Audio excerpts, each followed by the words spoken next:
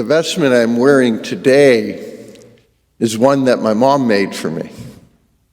And I remember the conversation we had when she first went out to buy the materials. She wanted to know what I thought of it. And so she showed it to me.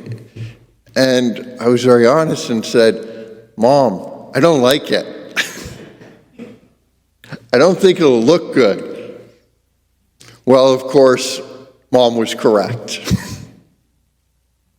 But it brings me to another conversation that I recently had with my mom just a couple of months ago.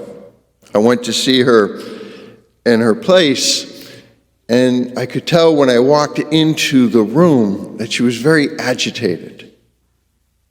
And I was like, "Mom, what's wrong?" She goes, "Well, I don't know what I'm going to do." She goes, "I have all my classmates coming over, and I'm not sure I have enough food, and I haven't heard from them." And I said, "Well, Mom, all your classmates are dead, and you're 92. She began to laugh, because at that moment, it kicked in where she was and what was happening. These conversations that we have through our lives of both the good times and the difficulties, they can help us to really recognize sort of the truth of what Jesus is telling us today. That life can be difficult. At times you can almost feel like we are being assaulted, that we're overwhelmed, and that life feels unrelenting. And in those moments, it is so easy to lose sight of our faith. It is so easy to lose sight of what truly we are called to find our hope in. Because ultimately, the hope that we're called to have is in the one who made a promise to us, Jesus. He told us and was very clear that he would never leave us. He would never forsake us. He would never abandon us. To the point that he made a promise to us. He made a promise that he would come again.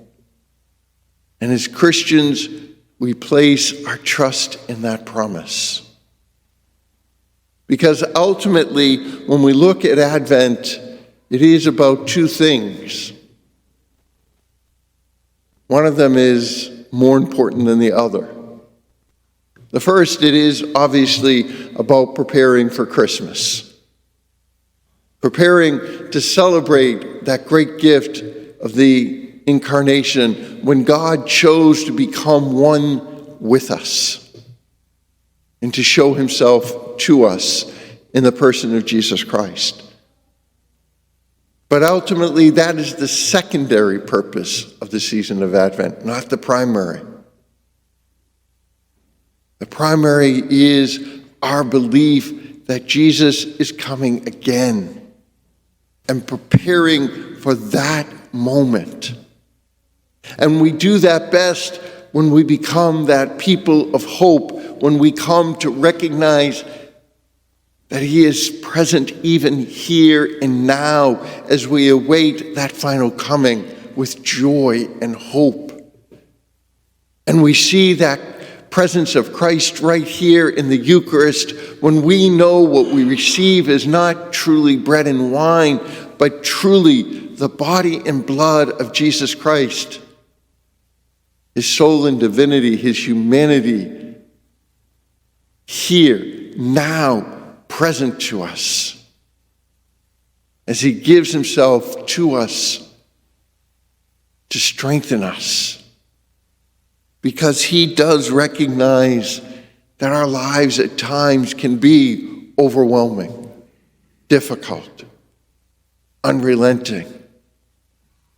And so he gives us this great gift of himself so that we can recognize that he is with us, and to give us the strength to prepare for his coming again. And we do that when we conduct ourselves in ways that please God. And sometimes the only way we can please God is to place our hope in him, because we have strength to do nothing more. And for God, at times, that is enough. He simply wants us to be that people of hope, to be strengthened by his presence, so that we can bring that hope into the world and bring that hope to others. Because we're not simply hoping in some promises. We're hoping in promises that we know that are already being kept. And so we place our hope in that final promise, and we prepare ourselves for it. Yes, life can be difficult. It can be hard. But that does not mean that we are people without hope, because we have the promise, both now and to come, in the person of Jesus Christ.